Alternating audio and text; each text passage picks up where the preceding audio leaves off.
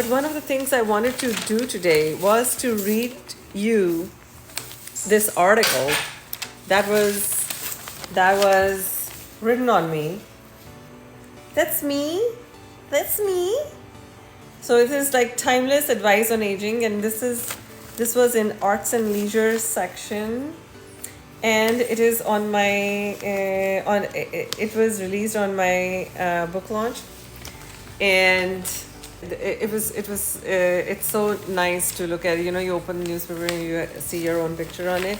So I wanted to read this article to you guys. Let me just read it so you guys can see. So it was written by Deborah Skolnick. I don't know her, but she did a very good job, in my opinion, because she's a great writer. So it says, timeless advice on aging. Local geriatrician aims to change the conversation.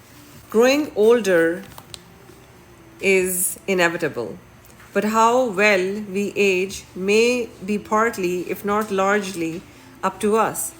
That's the message of Do We Really Need Botox? Handbook of Anti-Aging, a thought-provoking new book by Sophia Din, a medical doctor and geriatrician who is also an anti-aging specialist. The book is available on Amazon, and Dr. Din, who is a Scarsdale resident, will be hosting a book launch party at Leewood Golf Club in Eastchester. The book is about anti-aging and the conversations we're not having about aging, said Din. One of my missions is to help healthcare evolve into something better than what it is right now. I feel that healthcare in America, even though it's really great, is basically reduced to sickness management. We do not spend enough time in preventing diseases. We don't even train people, doctors or nurses, to spend time to really get to know the patients and help them lead their life better.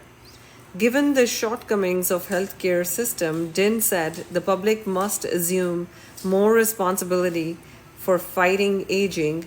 Consider aging as a disease itself, said Din, who owns 2 medical practices, Juvanni Medical and Global Health, in Yonkers. Right now, we have been trained that everybody is born and then they start aging and get sick and die. What I think is that aging itself is a disease, and that's what leads to other diseases. It is when your cell and your DNA start unraveling that their functionality gets distorted, and that's when we start manifesting different diseases. By that standard, dementia and cardiac disease and osteoporosis are not separate diseases. They're basically manifestations and symptoms of aging. There are certain physical and mental manifestations of aging that we can sometimes stop. The good news is that many anti-aging measures are free, she added, offering up few examples. For starters, Din recommended meditation. There is concrete research that when people are meditating, they find a state of relaxation for the brain that is extremely healing, she said. Sometimes during meditation, you or your brain gets into brain waves that are even more relaxing and good for your brain than the deepest part of sleep. I routinely tell my clients to watch guided meditations to start with, plus there are training places around here. It heals you and restores your body at the cellular level.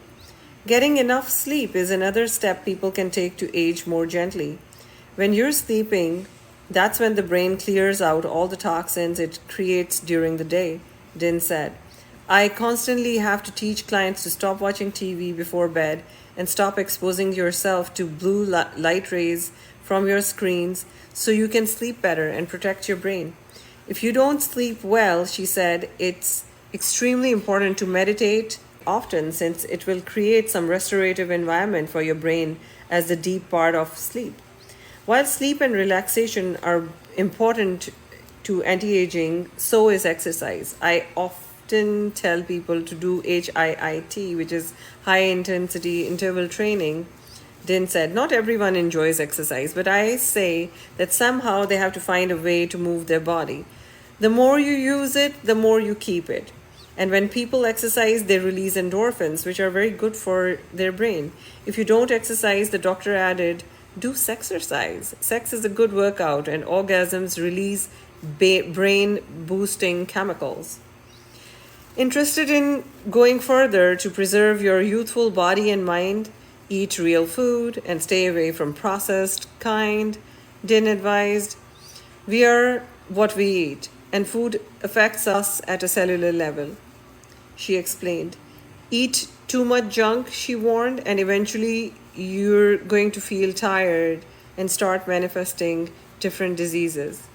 Din has a personal interest in that last piece of advice. Her former husband, whom she said had a poor diet, died in his mid 50s after suffering a cardiac arrest. He passed away in 2014. She shared, leaving her with a grieving 15-year-old daughter and plunging her into a world of single motherhood. Because of this, she has been informally assisting single mothers, among other things, for the last decade, and recently established a foundation for single mothers. Among other things, the foundation helps single mothers get ready for job interviews by providing them with appropriate clothes and hair and makeup styling. All proceeds from my book are going to the foundation, Din said proudly. I did. When you buy a copy of Do We Really Need Botox, you'll help do good for others, all while learning how to do right by yourself. The sooner you start taking anti-aging measures, Din said, the better your life is going to be. It was timeless advice on anti-aging. I've been giving this advice for a long time. Check me out. Check out my book.